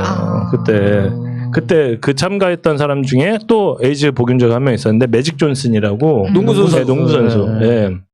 지금도 살아 계시더라고. 뭐 지금이야 뭐 치료제가 있으니까 네. 괜찮은데 그때는 치료제 개발되기 전이어가지고. 맞아요. 생각해보면 황당하죠. 네. 아니 다이빙 선수가 머리부터 피 났는데 나 에이즈 복균자야. 이게 얼마나 그게 이제 스포츠 그러네. 에피소드 중에 가장 이제 테러블한 에피소드였고 또 그 에피소드 중에 하나 중에 제일 그런 게 이제 투창 선수. 투창을 딱 던졌는데 옆에서 쉬고 있던 놈 옆구리에 푹 찔른 거야. 10cm나 들어가고. 아 진짜 그게 실제로 그랬었어. 왜 시합 못하고. 웃으면 안 될 것 같은데 웃기긴 하네요. 그래갖고 여기 이게- 장기 10cm까지 이렇게. 얼마나 억울해요. 아 이래서 우리나라에서 올림픽 다시 안 열리는구나. 이 난리를 쳐놔가지고 그때. 이 난리를 참. 아우. 그래서 제가 말 그대로 서울 저기 이곳은 그래서 아까 얘기했던 동네 얘기하고 그다음에 그 서울 올림픽 얘기 이 얘기로 저는 마무리를 짓겠습니다. 감사합니다. 네. 네, 네버엔딩 스토리 네 번째 마차 편입니다. 이번 주 제 주제가 서울 이곳은이라는 주제로 이야기를 계속하고 있는데요. 지금 몇 차례 어떤 비교 같은 것들을 많이 해봤는데 제가 항상 우리나라 물가 너무 비싸 이런 이야기 많이 했었거든요. 그 네. 얘기를 조금 구체적으로 해보려고 네네. 합니다. 우리나라가 작년에 전 세계에서 빵값이 제일 비싼 도시가 됐어요. 빵 하면 또 마차님이죠. 아 그러니까 빵을 무슨 빵으로 비교하는 거예요? 아니, 그게 아니라 빵 1kg당 가격. 아. 근데 우리나라가 이게 한 16불 정도 되니까 맞아 그렇게 해야 돼. 킬로그램당 해야지. 점점 사이즈는 점점 작아지지 않아요? 맞아요. 내가 지금 정말 열받는 게 그런 거야. 우리나라 대형 프랜차이즈들 있잖아요. 몇 개 안 되니까 말씀드리겠습니다. 파리바게트 그리고 뚜레쥬로 있잖아요. 네. 근데 솔직히 말해서 빵 너무 작아지고 있어요. 진짜 요따만해요. 예. 그래서 솔직히 이건 상도에 어긋난다고 생각하거든요. 왜냐면 가격은 올라. 그럼 적어도 크기는 유지해줘야 되잖아요. 그러면은 하나만 사면 될 것을 굳이 두 개를 사서 살은 살대로 찌고 그거 뺀다고 또 먹고 이런 식이 되는 거예요. 이거 요즘 뻥뻥이 사고. 조스바 예. 한 입에 들어간다고 하더라고요. 아, 진짜 아이스크림도 작아졌어요. 예. 그리고 또 점점 뭐가 있냐면 명장 시대. 무슨 빵집 그래서 빵이 요즘에는 어떻게 되냐면요. 프랜차이즈화 된 것도 있지만 카페가 4개 층이야. 명장 시대. 그래 그렇게 빵집이야 베이커리. 커피도 팔고. 네, 빵도 분당에도 먹고. 있고 어디도 있고 요즘에 그런 단독 건물로 이렇게 파는 데가 훨씬 더 많아졌어요. 근데 그게 점점 우리나라가 디저트하고 주식으로 쓰는 빵이 혼재되어 있기 때문에 그쵸. 그게 가격이 사실 디저트는 외국에서도 싸지는 않아요. 그렇지만 주식으로 쓰는 빵은 싸거든요. 예를 들면 크루아상이라던가 바게트 같은 거는 그렇게 비쌀 필요가 없단 말이에요. 근데 우리나라에서 한 크루아상 한 3,000원, 2,000원, 3,000원? 진짜 비싼 거예요. 왜냐하면 외국에서는 1,000원이 안 돼요. 그러니까 정말 크로아상 물 하나가 하나- 어느 정도 사이즈인지를 알아야지. 물 하나 딱 가지고 예. 하루 종일 뜯어먹고 다녀요 정말. 맞아, 진짜 그래. 아. 그러니까 샌드위치를 한 5,000원짜리 사면은 이만한 바게트 절반에다가 햄하고 치즈 이렇게 5,000원짜리를 5,000원. 그 정도 해요. 이만한 게. 그거는 바게트 한 두 끼 절반짜리. 나눠서 먹어도 되겠는데. 진짜 그걸로 그래서 어. 이제 돈 없는 유학생들 그걸로 많이 버티고 하거든요. 근데 크루아상도 우리나라에서 본 크루아상이 하도 조망만 해가지고 사람들이 이제 작다고 생각하실지 모르는데 그러니까 원래 사이즈로 원래 한 이 보지. 정도 해요. 그래서 여기에 이제 초콜릿도 발라 먹고 막 보통은 아침에 먹는 용으로 많이 쓰거든요. 근데 이게 약간 이걸 디저트용으로 가면서 크루아상이 우리나라에서는 가격이 디저트 가격으로 가는 거예요. 그러니까 사실은 1,000원도 안 될 거를 우리나라에서 막 3,000~4,000원이 되는 거죠.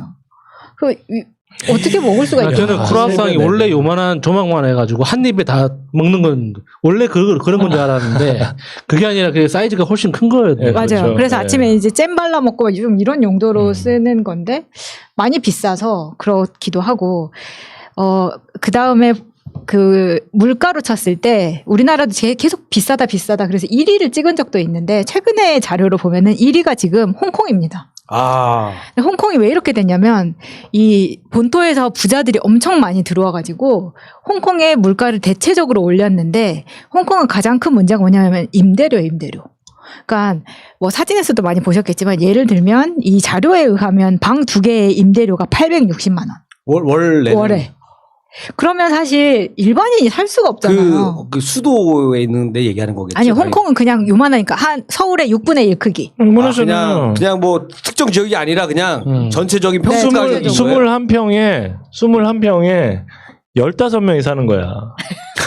농담 아니에요. 21평에 15명이 사는 거예요. 우리나라 감옥이 훨씬 더 쾌적하겠네요. 네, 그렇게 돼서 그 짤이 되게 많이 돌아다니잖아요. 그러니까 이게 최근 10년, 20년 사이에 급등을 한 거예요. 그러다 보니까 이제 뭐 기존에 갖고 있던 사람들은 어쩔지 모르겠지만 지금 본토에서 들어와서 사는 사람들 아니면 홍콩에서 집이 없이 살았던 사람들이 보셨을 거예요. 그냥 딱 내가 잠잘 수 있는 공간에 내 발밑에 옷을 걸고 잠잘 때는 커튼 치고 이게 층층이 쫙 돼가지고 올라가는 그런 삶을 산단 말이에요. 야, 우리 예전에 우리 영구봉색 시절만 해도 홍콩이 그런 모습이 아니었잖아요. 되게 좀 막 좀 여유 그렇게까지 막 집값에 시달리는 모습은 아니었는데. 근데 한순간에 이렇게 돼버리네. 홍콩 지사 다니는 친구들한테 물어보면 네가 여기에 진짜 그 부동산 올라가는 걸 보면은 너 지금 욕밖에 안 나올 거라고. 우리는 어떻게 살아야 될지 모르겠다는 이야기를 들은 적이 있었는데 이게 수치로 보니까 이 정도면은 뉴욕보다 더 비싸다는 이야기거든요. 근데 저는 미국에 안 살아봐서 모르겠어요. 보통은 뭐 맨하탄이 가장 비싸고 막 그렇게 이야기를 하잖아요. 근데 월 임대료를. 근데 미국에 대한 월 임대료를 들었을 때도 되게 비현실적이었단 말이에요. 저한테는. 그러니까 한 달 벌어서 임대료를 낼 수 없는 상황이 된다면 어떻게 되나? 최근에 내가 본 게 구글이 있는 산호세 근처에 구글 본사 근처에 캠핑카들이 쫙 세워져 있는 거예요. 근데 이 캠핑카들을 왜 사는지 구글 직원의 연봉의 평균이 1억이 넘는데 거기에서 세금 떼고 월 임대료를 떼면은 4인 가족이 3천만 원 미만 가지고 써야 하니까 캠핑카에서 사는 거야. 주거 비용이 해결이 안 되는 거고 연봉이 1억이 넘어도. 그나마 의료보험을 커버해줘서 그만한 거예요. 의료보험 회사가 있으니까. 그럼 구글 다니는데 캠핑카에서 산다고? 그래서 저는 이게 사실인가 싶었거든요. 세리끼 이 새끼 문제 많네.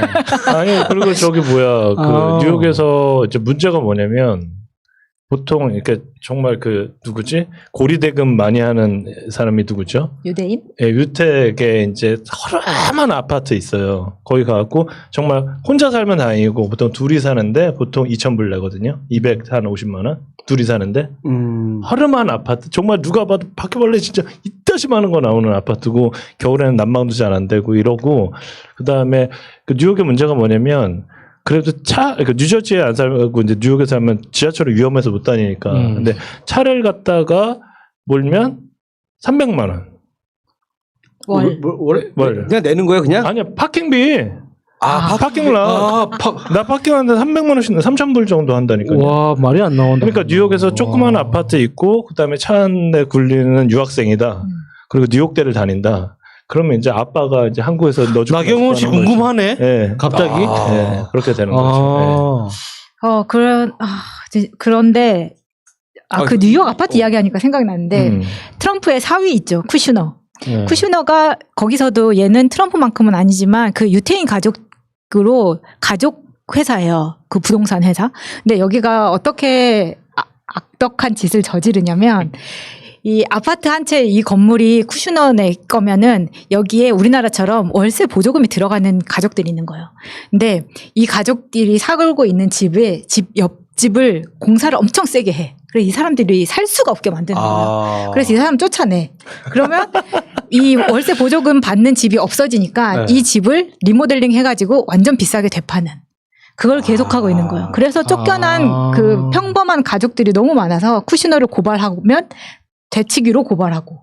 그래서 완전 거덜내버리고. 이게 원래 우리나라 같으면은 막 도덕성 문제 나오면서 일이 커지는 사건이잖아요. 근데 미국은 이게 없나 봐요. 약간. 그러니까 이거를 우리가 부동산이 비싸다, 안 비싸다, 참 이게 애매해요. 일본도 정말 비싸거든요. 근데 홍콩은 제가 가장 최근에 간 게 1년 반 전에 이제 홍콩을 어머님 모시고 이제 그냥 가족여행길 갔는데 정말 아침에 커피 한 잔 마시고 토스트 있죠. 설탕 토스트 같은 거 있어요.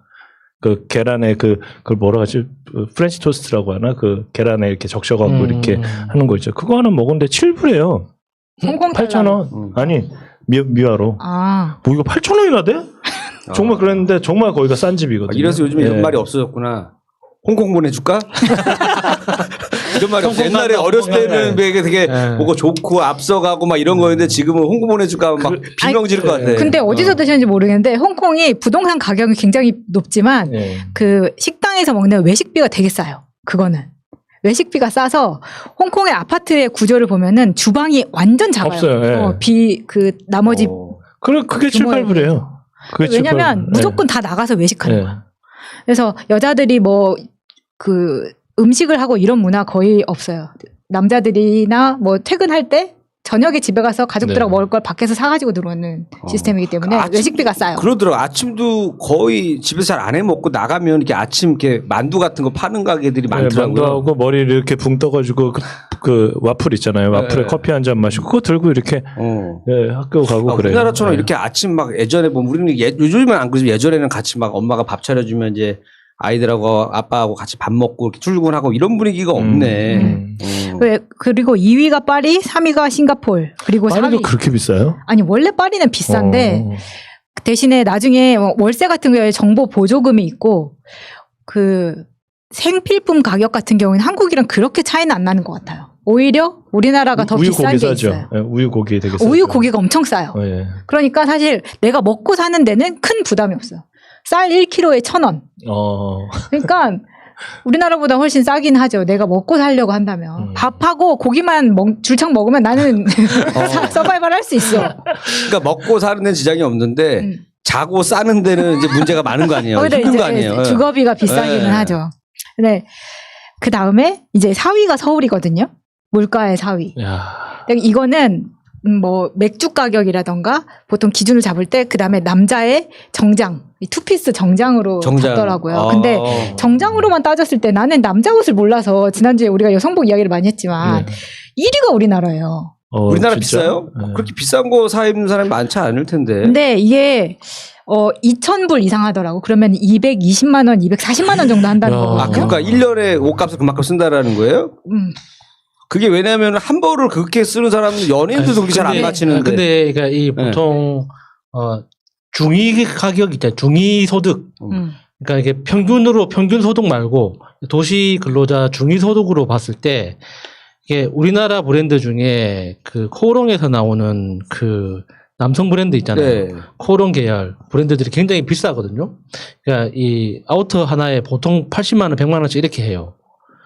그게 아직까지 버티고 있는 이유가 주 소비층이 정해져 있다는 뜻이거든요. 몇 수 자켓 있잖아. 네. 몇 수가 나는 그거 저도 양복을 잘 안 입어서 그런데 옛날에 인터메조라는 브랜드가 있어요. 네. 그게 이제 되게 고급 양복의 그 시작이었는데 그때 보면 그때도 뭐 저기 바바리 안에 그 레인코트 하나에 뭐 250만 원. LG 계열의 그 말이 맞겠다. 브랜드들도 그러니까는 남성 정장 한 벌에 싼 게 80만 원, 90만 원 이렇게 해요. 좀 근데 괜찮은 거 살려면 그러네. 예. 물가가 비싸긴 비싼 게 2019년 서울시에 있는 도시 근로자의 연평균 연봉이 2,630이었어요. 그러니까 이게 갭이 엄청 크다는 거지. 그러니까 그렇습니다. 이제 나라가 어려우면 내가 봤을 때는 이제 그 정장 모으기 운동하고 여자분들한테는 샤넬 백 메고 운동 해가지고 요거 이제 팔아서 이제 외화벌이 하는 걸로. 근데 우리나라가 싼 것도 있어요. 싼 거 랭킹을 봤을 때 하위권 안에 드는 게 우리나라 담배. 아, 담배 싸죠. 맞아, 담배 싸. 지금 우리나라 담배 지금 5,000원 정도 하나? 옛날에는 2,500원이었잖아요. 아, 옛날에 지금 4,500원. 4,500원. 지금 4,500원 오른 것도 충격적이었잖아요. 사실 충격이었죠. 많이 올랐으니까. 근데 그래도 싸다는 거예요. 그러니까 외국인들이 우리나라 들어와가지고 정말 행복해하는 것 중에 하나가 담배죠. 담배요. 왜냐하면 이 담배 한 팩에 호주에서 아마 25,000원 이 정도 하고 호주가 제일 비싼 것 같아요. 저 예전에 우리나라에서 이제 1,000원 할 때 그때 이제 1,000원. 예, 그때 이제 10불 정도 했었어요. 그러니까 외국인들이 10배, 처음 8배, 들어와가지고 8배. 우리나라 사람들이 담배를 피다가 한 3분의 2만 태우고 나머지를 꽁초로 버리는 거 있죠. 그걸 보고 굉장히 충격을 받았대요. 도대체 저 사람은 돈이 얼마나 많길래 이게 담배를 저렇게 피우나. 우리나라는 무조건 팩담배잖아요. 근데 이거는 부의 상징입니다. 팩담배는 일단. 그럼 걔는 까치 담배 펴요? 아니 그게 아니라 내가 이렇게 담배를 딱 까가지고 그거 팩이잖아요. 뭐- 그러면 네. 지나가는 노숙자가 진짜 돈을 달라는 게 아니라 이거 한 깨피만 달라 그러거든요. 아. 왜 그러냐면 그러니까 돈 주고 이거 하나만 달라고 이렇게. 걔네는 말아서 피니까 그래. 그러니까 몰라요? 말아서 피는 거? 담배 담배 잎 네. 하나, 그 다음에 필터 하나, 그 다음에 많은 종이 하나 이거를 그거 다 따로 사요. 봤구나. 아니 근데 프랑스는 원래 그래. 어. 그러니까 팩으로 사면 엄청 근데 비싸니까 그걸 따로 사는 기계로 거죠. 본 적이 있는데 재미는 있더라고요. 한 번은 해볼만 하더라. 아니 근데 그거를 기계로 말지 않고 이제 손으로 네. 말거든요. 예. 다 그냥 각자 손으로. 한때 우리나라에서 유행했던 적이 있어요. 담배 처음에 올랐을 때 아. 이제 말아 피는 담배가 나왔는데 뭐 이것도 세금을 붙이네 마네 막 얘기가 네. 있었어요. 그러다가 우리는 전자담배로 넘어갔잖아요. 맞아요. 근데 전자담배는 담배를 끊으려고 하는 사람들이 좀 쓰는 경향이 있잖아요. 그거랑 이제 저기 그 냄새 안 나게 가격? 하려고 아. 피고는 싶은데 그리고 실내에서 그 왔다 갔다 하기 힘든 거야. 밖에 나가서 펴야 되니까. 그러니까 실내에서 조금 몰래 좀 피고 싶은 애들이 이제 전자담배. 네. 네. 이게 완성품이 좀 비싸다고 하면은 프랑스에서는 한 15,000원 정도 하는 것 같아요. 한 팩에. 우리나라 4,500원이니까 이게 차라리 우리나라 프랑스에서 유명한 담배가 있어요? 그 나라 고유 브랜드? 레종. 샤넬 담배. 샤넬 담배. 뭐 미국의 말보로 아니면 그냥 럭키 말보로 스트라이크? 뺐던 것 같아요. 아, 네, 그래요? 그런 거 달라고. 근데 잘 기억은 안 나요. 제가 사는 게 아니라서. 아, 그 담배값이 비싸서 그렇게 애들이 그 영화 나올 때 멋있을 때만 한 번씩 피는구나. 요때 카메라에 근데 담으라고. 이때 카메라에 담으라고. 근데 잘 보면은 담배가 다를 거예요. 왜냐면 담배를 싸는 종이가 거기는 거의 약간 우리 한지처럼 좀 투명하게 보여가지고 딱 다르거든요. 네. 우리나라가 또, 스트레스 적은 도시. 우리나라가? 에이, 이건 아닌 것 같은데. 스트레스 적은 도시 다시 측정해 봐야 돼, 이거. 129위. 아, 그렇지. 왜 129위라는 게 되게 웃겼는데, 왜냐면, 우리 위에 125위에 멕시코시티가 있어요.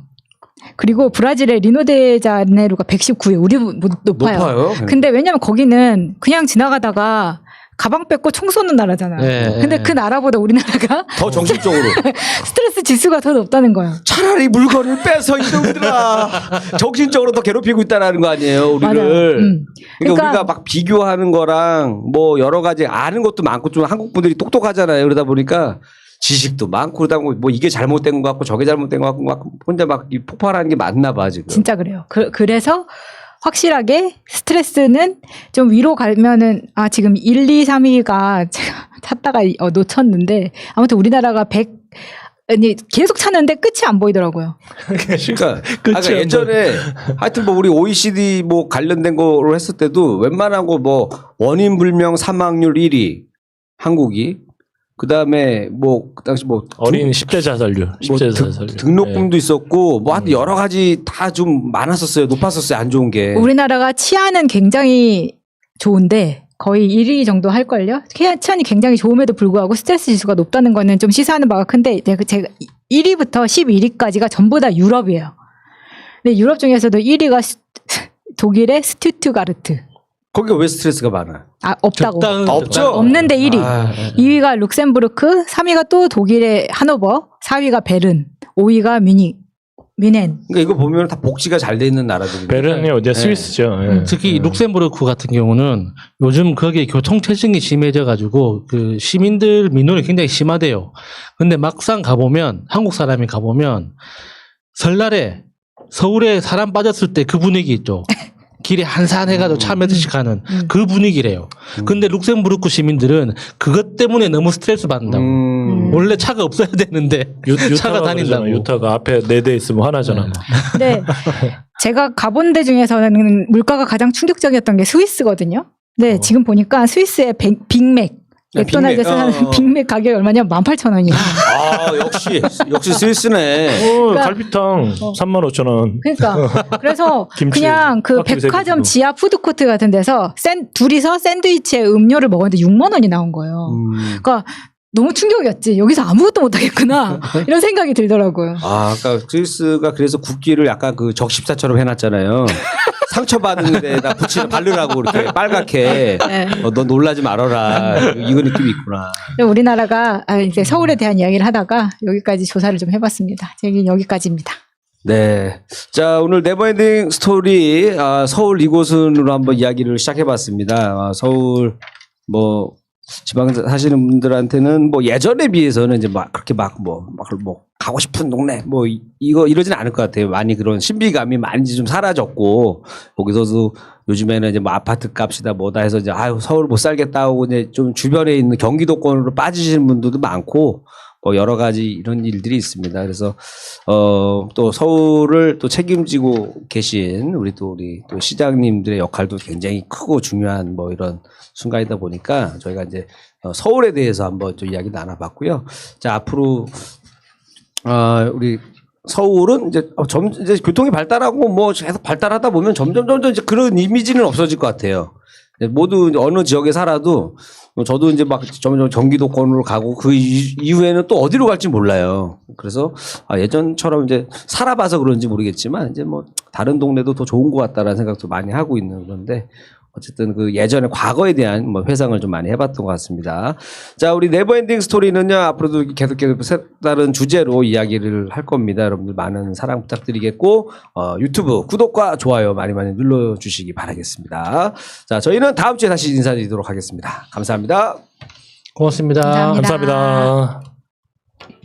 현재로 저들을 물리치자.